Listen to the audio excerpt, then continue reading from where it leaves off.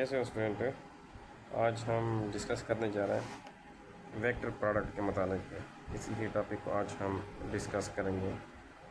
ये टॉपिक, अब vector product क्या होता है? जब भी हम दो वेक्टर को मल्टीप्लाई करते हैं, ठीक, दो वेक्टर को मल्टीप्लाई करते हैं और इसका जो इन सच है कि इसका रिज़ल्ट हमारे पास वेक्टर आ जाए तो इसको हम कहते हैं वेक्टर प्रोडक्ट। ये इसका डिफिनेशन है। अच्छा, ये दो वेक्टर आपको दिया है ए और बी। एक ये वेक्टर दिया है, ये वाला। एक दूसरा वेक्टर आपको दिया है, यहाँ पे मैं इधर एक्सप्लेन भी करूँगा और ये इसका फार्मूला भी दिया है। तो चलो हम इसको यहाँ पे एक्सप्लेन करते हैं, इसको इस साइड पे अभी एक्सप्लेन करते हैं, ठीक है। वेक्टर प्रोडक्ट, वेक्टर प्रोडक्ट को आप देख लें। वेक्टर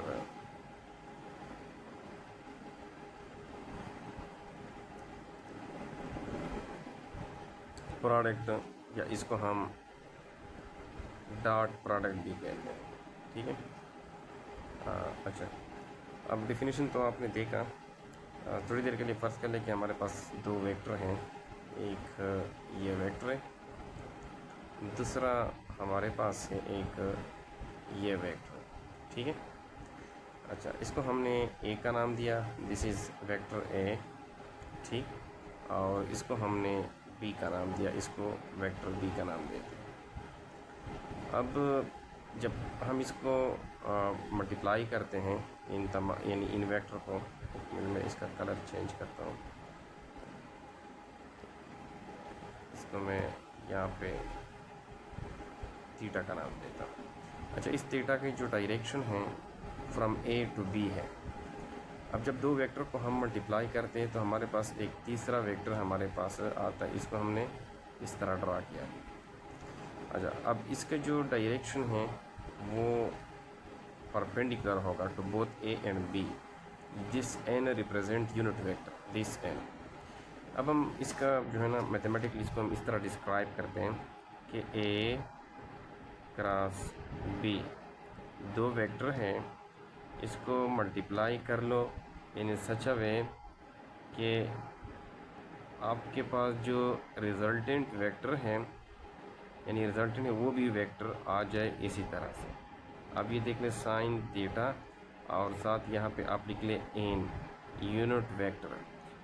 ये यूनिट वेक्टर हमने क्यों लिखा? उसकी वजह यह है कि जब हमने दो वेक्टर को मल्टीप्लाई किया तो आपके पास ये जो तीसरा वेक्टर आ रहा है दिस वन, यानी ये वाला, दिस ये वेक्टर, ये एन को रिप्रेजेंट करता है which is perpendicular to A and B. अब ये डिपेंड करते हैं एंगल पे। अगर एंगल जो है ना फ्रॉम ए टू बी की तरफ हो, ये बात जहन में रख ले, फ्रॉम ए टू बी की तरफ हो, इसका मतलब ये बना कि इसका डायरेक्शन जो है ना ये अपवर्ड की तरफ होगा। अब इसके लिए फिर हम राइट हैंड रूल यूज़ करते हैं। थोड़ा यहाँ पे हम इसको देख लेते हैं, ये देख ले स्टूडेंट, यहाँ देख सकते हैं कि जब भी हम दो वेक्टर को हमने मल्टीप्लाई किया, लुक एट दिस। अब यहाँ से इस डायरेक्शन में आपके पास ये थीटा है, यूजिंग राइट हैंड रूल। ये कर्ल ऑफ फिंगर जो है ना, दिस कर्ल ऑफ फिंगर, ये रिप्रेजेंट करता है उस एंगल को from A to B, and this represent यानी रिजल्टेंट वेक्टर। दो वेक्टर के दरमियान ए और बी, इसको मल्टीप्लाई किया दो वेक्टर को और इसके दरमियान एंगल थीटा है। अब दोनों के का जो परपेंडिकुलर जो रिजल्टेंट यानी दोनों का जो रिजल्टेंट है वो perpendicular to A and B, आप ऐसे कह सकते हैं। लेकिन ये भी तो एक सवाल है ना कि फ्रॉम बी टू ए की तरफ क्यों नहीं है? यानी आप ये से कह सकते हैं ना कि अगर हम ए से बी की तरफ जाए तो फिर क्या होगा, यानी इस डायरेक्शन में। तो आप इसको उलट कर लो, यानी तम को नीचे की तरफ करो, तो फिर आपके पास जो रिजल्टेंट वेक्टर होगा वो डाउनवर्ड होगा, आप ऐसे कह सकते हैं, ठीक। सो ये जो राइट हैंड रूल है, ये कर्ल ऑफ फिंगर जो डायरेक्शन को रिप्रेजेंट करता है एंगल के, ठीक है, जो एंगल है फ्रॉम ए टू बी की तरफ या फ्रॉम बी टू ए की तरफ, और ये थंब रिप्रेजेंट करता है वो रिजल्टेंट वेक्टर उस एन को रिप्रेजेंट करता है, ठीक। अब इसकी बेस्ट एग्जांपल क्या है ये देख सकते हैं यहाँ पे। अब देख लीजिए यहाँ पे जो वेक्टर प्रोडक्ट के एग्जांपल हैं वो है हमारे पास एक टार्क है, ठीक है, tau is equal to R cross F. यहाँ पे उन्होंने उसको जो है ना ये स्किप किया हुआ है ये, ठीक है, इसको हम ऐसे लिखते हैं कि tau is equal to R cross F, यानी इसके ऊपर आप वेक्टर बी लगाए। इसका मतलब ये माना कि दो वेक्टर को मल्टीप्लाई किया, ये भी एक वेक्टर है, ये भी वेक्टर है, दोनों को मल्टीप्लाई किया और आपके पास रिजल्ट जो है ना ये फिर आपके वेक्टर आ गया। इस तरह एंगुलर मोमेंटम को देख लें, इस तरह आर जो है ना ये भी एक वेक्टर है, ठीक है, ये भी एक वेक्टर है, आर ये भी एक वेक्टर है, फी मोमेंटम जो है वो भी वेक्टर है, और इसको मल्टीप्लाई किया, फिर आपके पास एंगुलर मोमेंटम आ गया। So R cross P, so R is a vector, P is a vector, दोनों मल्टीप्लाई कर लो, the result is a vector, एक वेक्टर आपके पास आ गया, ठीक है। सो ये थी इसकी डेफिनेशन के मुतालिक बात है, ये देख लिया आप, इसको आप खुद रीड कर लो, अगर आपको कहीं पे भी इशू हुआ तो फिर आप कमेंट्स में भी आप इसको डिस्कस कर सकते हैं। ये देख ले, यही बातें हैं ए और बी वेक्टर और उसके दरमियान जो एंगल थीटा, ये इसका मैथमेटिकल डिस्क्रिप्शन है, ठीक है, ये आप देख लें। इसी ही डायग्राम को मैंने आगे जो है ना यहाँ पे एक्सप्लेन किया। अच्छा, अब हमने इसकी प्रॉपर्टी की तरफ आते हैं, प्रॉपर्टीज़ की तरफ। ये आप देख लिया यहाँ पे, इस प्रॉपर्टीज़ की तरफ हम इसको आते हैं और इसको डिस्कस करते हैं। देख ली इसको, प्रॉपर्टीज़ ऑफ वेक्टर, ठीक है।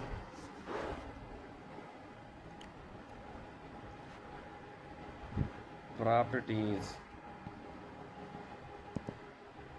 Of vector product. अच्छा, ये भी आप जहन में रख लें स्टूडेंट कि ए जो डॉट प्रोडक्ट है या जो स्केलर प्रोडक्ट है उसमें हम बीच में डॉट रखते हैं, लगाते हैं, लेकिन जो वेक्टर प्रोडक्ट है उसको हम क्रॉस प्रोडक्ट इसलिए कहते हैं कि इनके इन बिटवीन हम क्रॉस लगाते हैं, यानी हम इस तरह इसको ऐसे लगाते, ए क्रॉस बी, इस तरह हम इसको लिखते हैं। क्लियर है ना। अच्छा, हम इसकी प्रॉपर्टीज़ की तरफ हम आते हैं, प्रॉपर्टीज़ को हम डिस्कस करते हैं। सबसे पहले प्रॉपर्टी है एंटी कम्यूटेटिव प्रॉपर्टी को डिस्कस करते हैं। देख लें स्टूडेंट, फर्स्ट ऑफ ऑल जो है ना ये है एंटी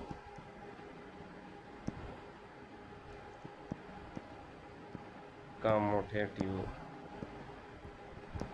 प्रॉपर्टी, ठीक है, ये एंटी कम्यूटेटिव प्रॉपर्टी है।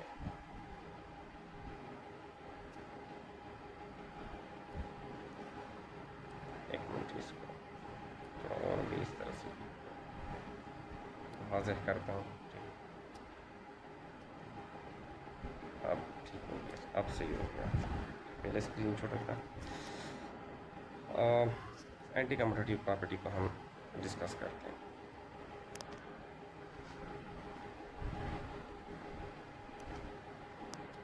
एक मिनट, स्क्रीन को मैं सेट करता हूँ, हाँ बस अब ठीक हो गया।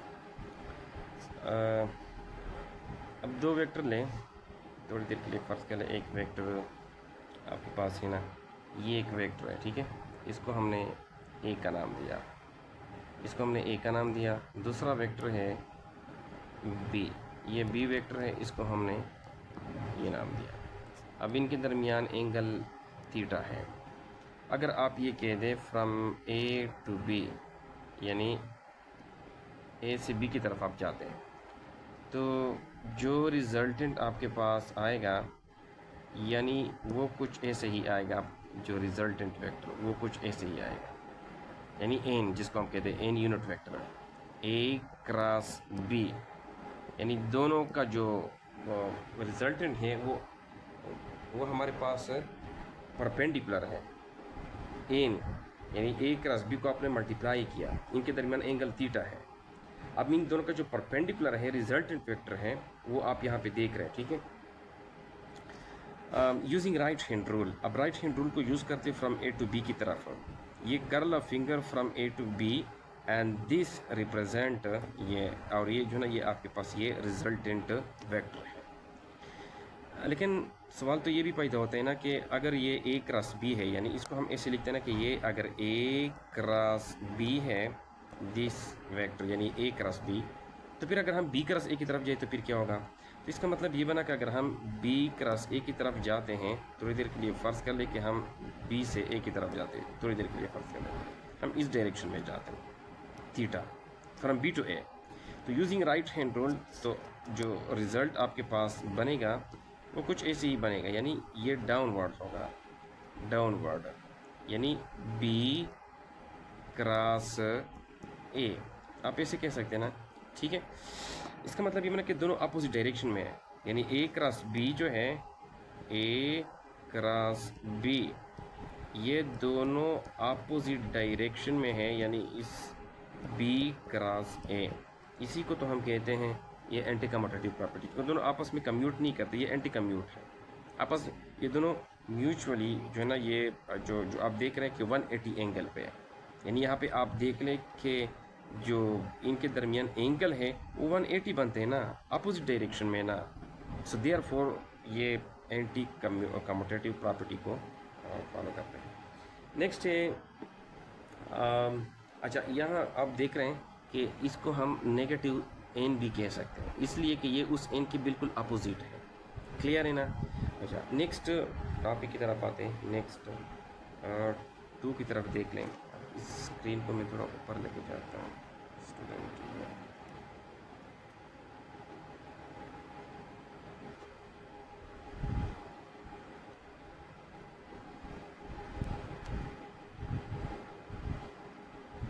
एक मिनट,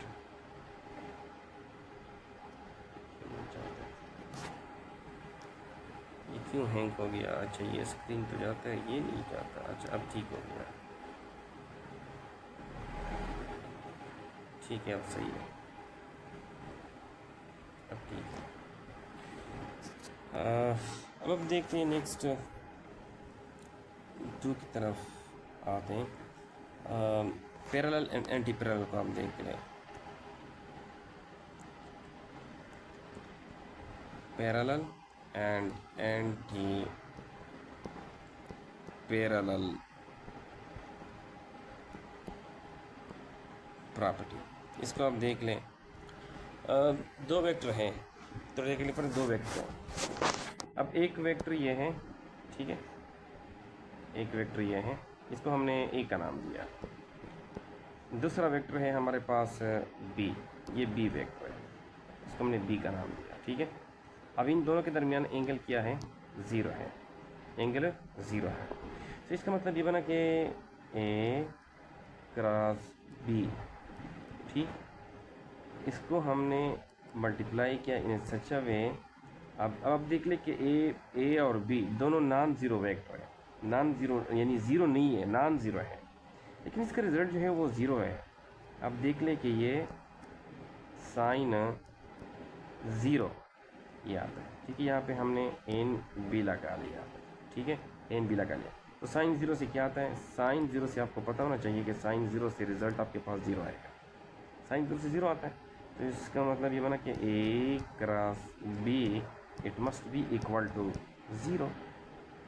अच्छा, अब वेक्टर ऐसे भी हो सकते हैं ना कि दोनों अगर एंटी पैरेलल हो तो फिर क्या होगा? यानी अगर हम 2 वेक्टर लें, एक वेक्टर हमने ये लिया, ठीक, इसको हमने ए का नाम दिया। दूसरा वेक्टर है हमारे पास ये वेक्टर है, इसको हमने बी का नाम दिया, ठीक है। अच्छा, अब आप देख लें कि अगर हमारे पास ए और बी 2 वेक्टर है और आपस में जो है ना अपोजिट डायरेक्शन में है, यहाँ पे 180 एंगल है, दिस इज़ 180 एंगल, ठीक है, ये 180 एंगल है, अपोजिट डायरेक्शन में है। सो ए क्रॉस बी, ठीक है, इसको हम लिख सकते हैं ना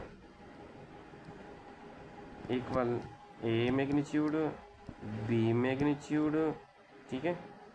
अच्छा, अब आप देख लें कि साइन 180, ठीक है, साइन 180 ये इसका जो है ना ये यूनिट वेक्टर है। सो साइन 180 से क्या आता है रिज़ल्ट? 0, ये 0 आता है।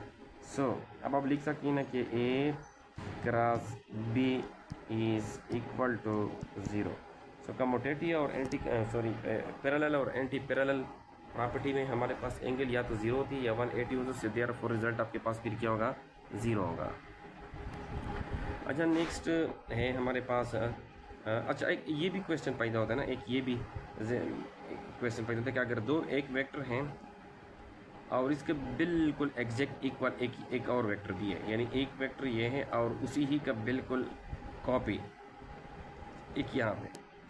अब आप देख लें कि थीटा इज इक्वल टू 0, तो इसका मतलब ये बना कि ए क्रॉस ए दोनों आपस में मल्टीप्लाई कर लो, रिजल्ट क्या बनेगा, ए मैग्नीट्यूड, और उसके बाद फिर आप लिख लो ए एंड साइन, और उसके बाद फिर आप 0 लिख लें। सो रिज़ल्ट क्या होगा, आपके पास 0 होगा।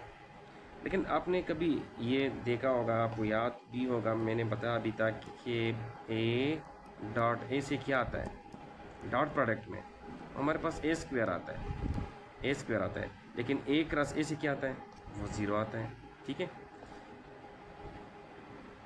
अच्छा ये नेक्स्ट थोड़ा सा इसको हम और भी एक्सप्लेन करते हैं। अब आप देख लीजिए स्टूडेंट कि इससे ये रिज़ल्ट आता है कि अगर एक वेक्टर ये है, ठीक है, इस तरह से हमने इसका एक्स का नाम दिया, ठीक है, इसी की डायरेक्शन में आई वेक्टर है, इसी डायरेक्शन में ये आप देख लीजिए, यानी 3 डायमेंशन को हमने, तो ये जे हो गया, ठीक है, यूनिट वेक्टर, और ये आपके पास जी है, इसको हमने के का नाम दिया।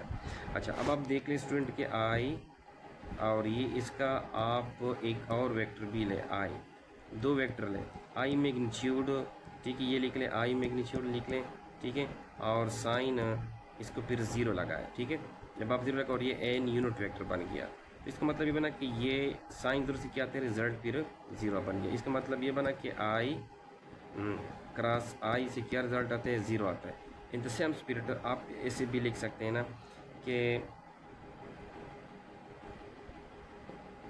अच्छा देखिए इसको स्टूडेंट, आप ऐसे भी लिख सकते हैं ना कि जे और उसके बाद फिर आप मल्टीप्लाई जे, इससे भी रिज़ल्ट आपके पास 0 होगा ना। यहाँ पर आप देख लें कि जे मल्टीप्लाई जे, ठीक है, क्रॉस लिख लें, इस तरह से आप लिख लें के क्रॉस के, ठीक है, इससे भी रिज़ल्ट आपके पास क्या होगा, 0 आएगा।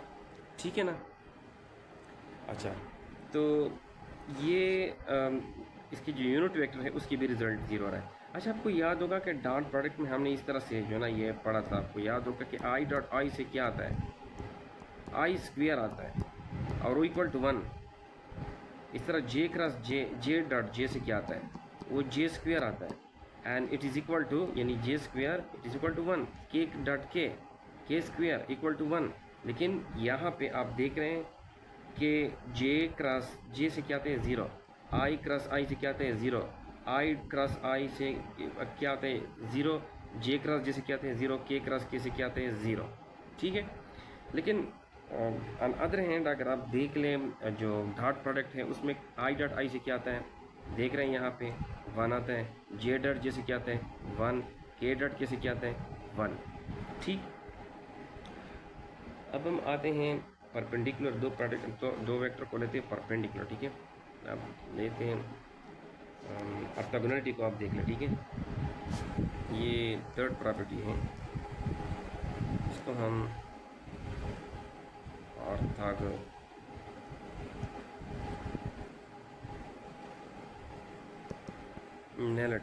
की प्रॉपर्टी ये भी कहते हैं। फर्ज कर लें दो वेक्टर हैं, एक वेक्टर आपने ये लिया, ठीक है, दूसरा वेक्टर आपने ये लिया, बोथ आर परपेंडिकुलर, ठीक है, टू ईच अदर। अब हम ऐसे लिखते हैं ना कि ए क्रॉस बी, दो वेक्टर आप लें, ठीक है, दो वेक्टर लें, इसका हमने क्रॉस लिया और उसके बाद फिर हम लिखते हैं ना कि साइन 90, यहाँ पे आप इसका यूनिट वेक्टर भी आप लगा लें। सो साइन 90 से क्या आता है, रिजल्ट 1 आता है। साइन 90 से क्या रिजल्ट आता है, 1 आता है। इसको आप ऐसे लिख लें। सो ए क्रॉस बी, दोनों वेक्टर आप लिख लें, ठीक है, इक्वल ए मैग्नीट्यूड, ठीक है, लिख लें, और साथ बी मैग्नीट्यूड आप लिख लें, और उसके बाद फिर आप यहाँ पे यूनिट वेक्टर भी लिख लें। सो अगर देखा जाए तो ये रिजल्ट आ रहा है, ए क्रॉस बी देख लें, and then A magnitude B magnitude, और इसके बाद ये यूनिट वेक्टर आपके पास, एंड यूनिट वेक्टर रिप्रेजेंट करते हैं दोनों का जो परपेंडिकुलर, यानी A cross B, A cross B, दोनों को मल्टीप्लाई किया, इन दोनों के दरमियान एंगल थीटा है 90 है। तो इसका मतलब ये बना कि आपको जो है मैक्सिमम जो रिज़ल्ट दे रहा है, मैक्सिमम रिज़ल्ट, मैक्सिमम वैल्यू दे रहा है। तो ये जो एन है रिप्रेजेंट करता है रिजल्टेंट वेक्टर या मैक्सिमम वैल्यू जो रिजल्टेंट वेक्टर का है, which is perpendicular to A cross B, दोनों का परपेंडिकुलर होगा। आप समझ रहे हैं मेरी बात क्यों नहीं? ये ए वेक्टर है, ये बी वेक्टर है, दोनों का जो परपेंडिकुलर है यूजिंग राइट हैंड रूल को यूज़ करते हुए वो बिल्कुल आउट ऑफ द स्क्रीन होगा अगर आप थीटा को इस डायरेक्शन में आप ले यूजिंग राइट हैंड रूल। ठीक है। अच्छा, अब इससे एक और ज़बरदस्त रिज़ल्ट हमारे पास आती है, ये देख सकते हैं यहाँ पे, इसको एक मिनट में इसको इरेज करता हूँ। अच्छा, अब देख लें स्टूडेंट कि अगर एक हम इससे एक 3 डायमेंशन ले, ये देख लें, ये x, इसके यूनिट वेक्टर i इस तरह लिखते हैं, ये y and that is j इस तरह लिख लें, एंड दैट इज़ z, इसको हमने k का नाम दिया। अब आप देख लो स्टूडेंट कि i, अच्छा यहाँ पे आप देख लें कि i क्रॉस j दोनों को मल्टीप्लाई कर लो, i क्रॉस j को मल्टीप्लाई कर लो, यानी अगर आप ये कह दें कि i से j की तरफ जाए तो रिज़ल्ट आपको k देगा, ये k वेक्टर देगा। ठीक है ना। जैसे हमने यहाँ पे देख लिया, ये देख रहे हैं यहाँ पे इसमें कि a क्रॉस b को मल्टीप्लाई किया, इन दोनों के दरमियान 90 एंगल है, रिज़ल्ट क्या आ रहा है आपको? एक नया वेक्टर दे रहा है। ठीक है, बिल्कुल ऐसे ही आप कंसीडर कर लें कि ये एक वेक्टर है, दिस इज़ x, ठीक है, और ये y दूसरा कंसीडर कर लें, दोनों परपेंडिकुलर है, दोनों के दरमियान 90 एंगल हैं, तो फिर आपको एक k वैल्यू दे। ये ऐसा ही है, थोड़ी देर के लिए फ़र्क कर लें कि i क्रॉस j इक्वल कि i और j, इस तरह से आप देख लें, इन दोनों के दरमियान जो एंगल हैं वो 90 है। ठीक है, यहाँ पे आप देख लें कि इसको हम यूनिट वेक्टर ऐसे कंसीडर करते हैं। सो बेसिकली ये आपके पास क्या है, दिस, यानी ये बेसिकली ये रिप्रेजेंट कर रहा है, यानी दो वेक्टर को हमने मल्टीप्लाई किया। अब इसका क्या बनेगा? इसका मैग्नीट्यूड क्या है? 1 है, यूनिट वेक्टर है, यूनिट वेक्टर का मैग्नीट्यूड क्या होता है? 1 होता है, और इसका मैग्नीट्यूड क्या होगा? वो भी 1 है। यानी यूनिट वेक्टर का मतलब क्या है? जिसका मैग्नीट्यूड इक्वल टू 1 हो, इसी को तो हम कहते हैं यूनिट वेक्टर। अब ये तो 1 हो गया, ये भी 1 हो गया, इससे क्या रिजल्ट आता है? ये भी 1 आता है, यानी ये भी 1 हो गया, क्योंकि साइन 9 से क्या आता है? 1 आता है। इसका मतलब ये ना कि i multiply j equal to what? n क्या है? वो तो k है आपके पास, ये वाला। इसका मतलब ये ना आपके पास k इसी तरह से रिजल्ट देता है। अब ये भी आप जहन में रख लें कि अगर आप j से k की तरफ जाते तो फिर क्या देगा? वो फिर आपको i देगा, यानी आप ऐसे लिख सकते हैं ना कि j मल्टीप्लाई k, ठीक है, आप k लिख लें इक्वल टू i, ऐसे देगा। ठीक है, इसी तरह से k मल्टीप्लाई i आपको क्या देगा? j देगा। यानी आप ऐसे जाएं एंड देन फिर आपको ये है क्लॉकवाइज। लेकिन अगर आप कहते कि नहीं मैं एंटी क्लॉकवाइज जाना चाहता हूँ, यानी मेरे कहने का मतलब ये है कि अगर आप कहते कि नहीं मैं ऐसे जाना चाहता हूँ, ठीक है, ऐसे, ठीक है, उल्टा आते हो, तो फिर आपको जो है ना वो नेगेटिव साइन सिर्फ चेंज होगा। यानी आप ऐसे लिख लेके जे से आई की तरफ जाए, सपोज जे से, एक मिनट, जे से आई की तरफ आप आए। अब जब जे से आई की तरफ जाते हैं ना, जे से आई की तरफ आप जाते हैं तो रिजल्ट क्या देगा? माइनस के, क्योंकि उलट है ना, एंटी क्लॉकवाइज है। इसी तरह से आप जब आई से जे की तरफ के की तरफ आते हैं, यानी आई से के की तरफ आप जाते हैं तो फिर रिज़ल्ट माइनस जे आपको देगा। और के से आई की तरफ आप जाते हैं, यानी के मल्टीप्लाई, यानी जो क्रॉस है जे की तरफ आते हैं तो फिर आपको नेगेटिव आई आपको देगा, यानी उसके उलट। समझ रहे मेरी बात को? यानी आप यहाँ पे आपने लिखा जे क्रॉस आई, यहाँ पे निकला, यहाँ पे आपने लिख लिया के क्रॉस जे, उल्टा लिखते हैं। यहाँ पे आई देते हैं, यहाँ पे क्या देते हैं? माइनस आई, ठीक, उल्टा, एंटी क्लॉकवाइज। ठीक है, अच्छा, ये यहाँ तक उम्मीद क्लियर हो चुका होगा। इसमें कोई इशू नहीं होगा। नेक्स्ट पेज की तरफ थोड़ा सा आगे बढ़ते हैं, प्रोसीड करते हैं। अब थोड़ी देर के फ़र्ज़ कर लें कि ये फोर्थ प्रॉपर्टी है कि आपके पास दो वेक्टर हैं।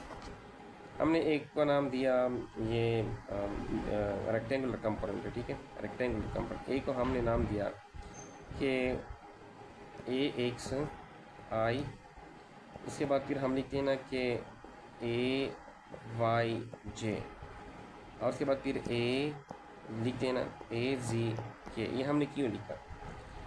ये एक्स वाई जी जो कंपोनेंट है म्यूचुअली परपेंडिकुलर है, इसको हम रेक्टेंगुलर कंपोनेंट भी कहते हैं। 3 डायमेंशन में इसके 3 कंपोनेंट यानी एक्स वाई जी में 3 कंपोनेंट इसके बन रहे हैं, एक्स के साथ, वाई के साथ, जी के साथ। अच्छा, अब ये इसके कंपोनेंट है ए के। अब बी के थोड़ी देर के फ़र्ज़ के लिए बी कंपोनेंट भी हम लेते हैं ना, इसको हमने बी का नाम दिया, देखो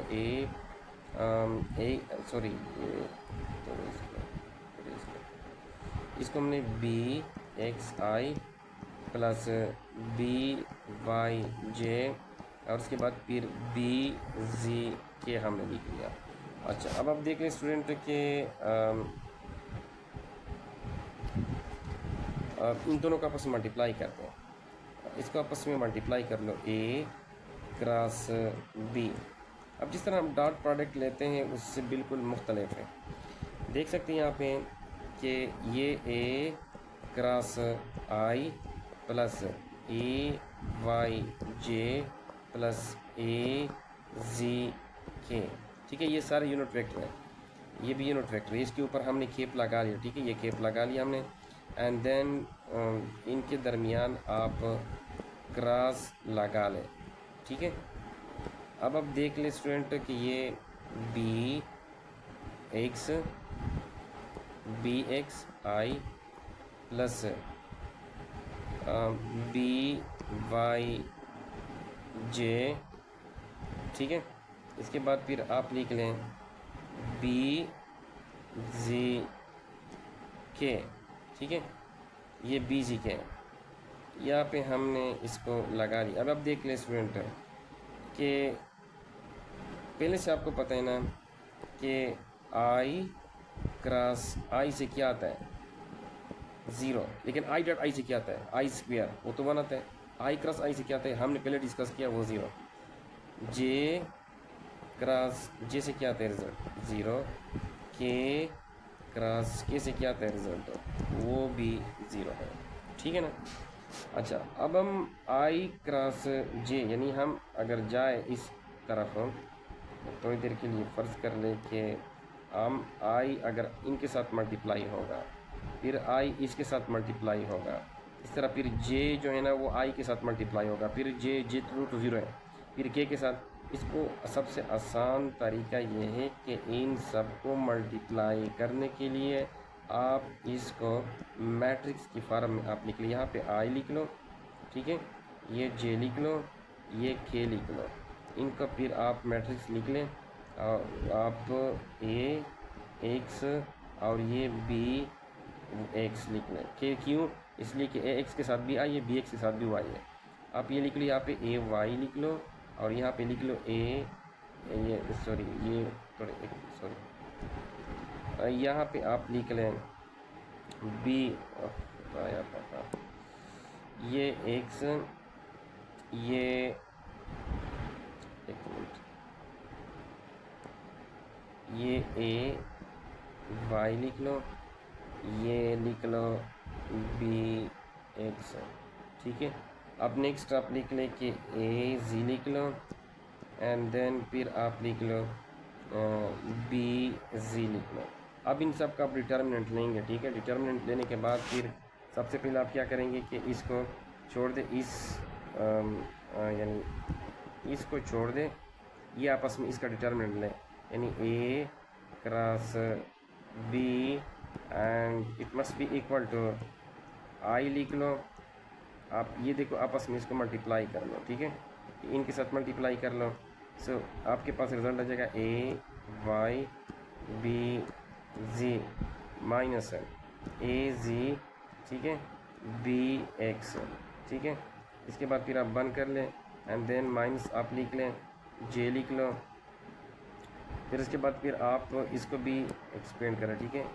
सॉरी ये मैंने क्या किया, इसको A X A Y A B Y.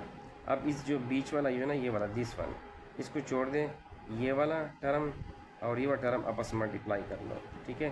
Determinant आपने लिखा, क्राइमिन रूल में भी आपने ये पढ़ा होगा।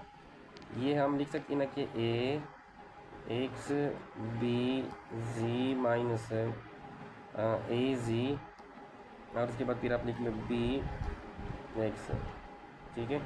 ये ऐसे लिख लें।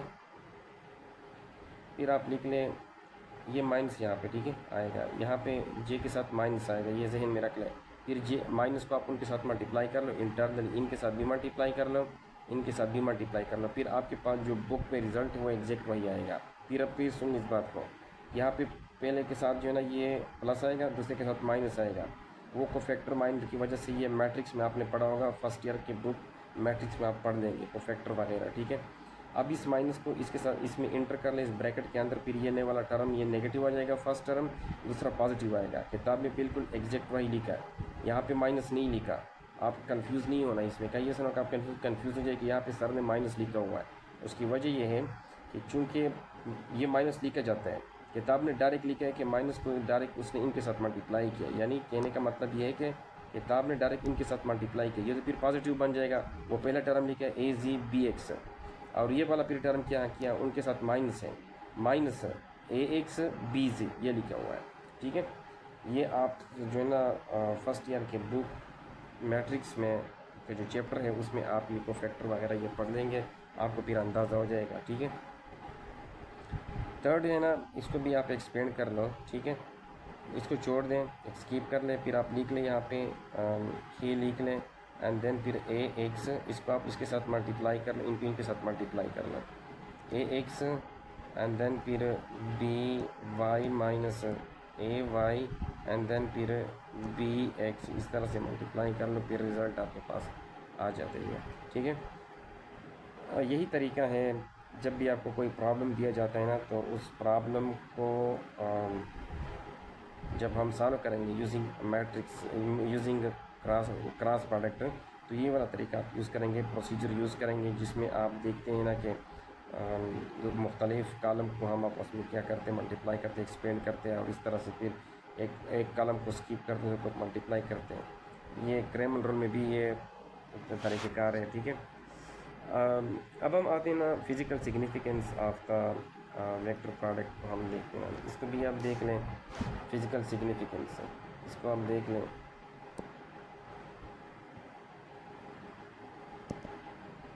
Physical significance of vector product, जैसे मैंने पहले बता दिया कि दो वेक्टर हैं और इसको आपस में मल्टीप्लाई कर लो, ठीक है। दोनों को आपस में मल्टीप्लाई कर लो, एक वेक्टर ये बन गया, ठीक है। अच्छा, दूसरा वेक्टर ये बनता है। जब हम इसको मल्टीप्लाई करते हैं, इनके दरमियान एंगल थीटा है, यानी एक वेक्टर ये बन गया साइड, दूसरा वेक्टर ये बन गया, ठीक है।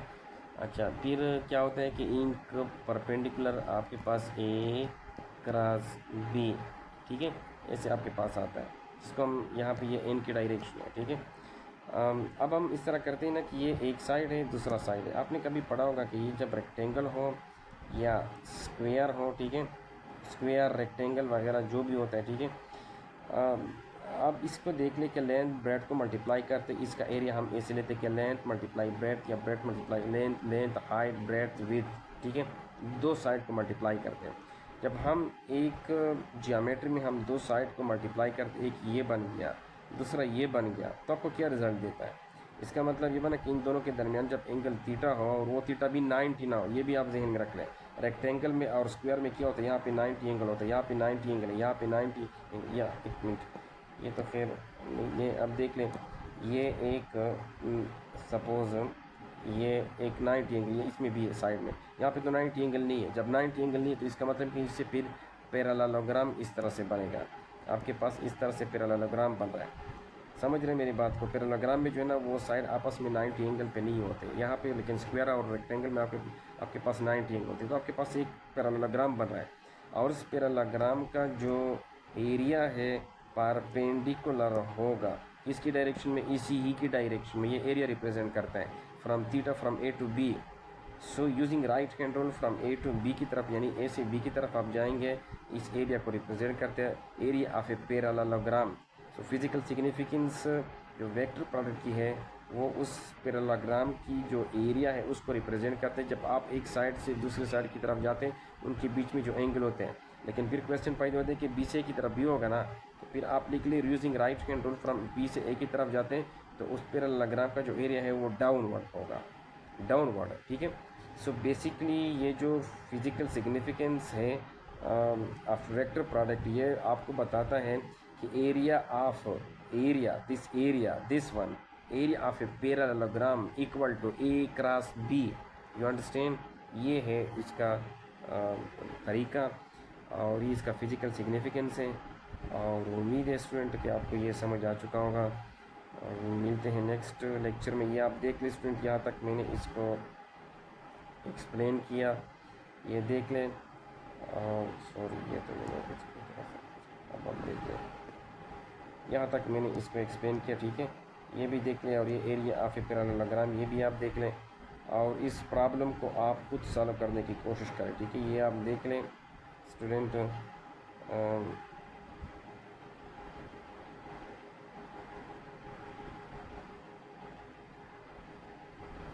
ठीक है, ये आप देख लें, इसको आपस मल्टीप्लाई कर लो। और ये आपका एग्जांपल, ये असाइनमेंट भी है, इसको भी आप देख लें, ठीक। दिस वन ये भी आप देख सकते हैं, ये असाइनमेंट है और ये एग्जांपल है। जितनी ज़्यादा एग्जांपल और असाइनमेंट सॉल्व करेंगे उतनी ज़्यादा आपको समझ आएगी। और चैनल को फिर सब्सक्राइब भी कर लें, लाइक भी कर लें, ठीक है, और कमेंट्स भी कर लें। अगर आपको कोई इशू है इसमें तो फिर आप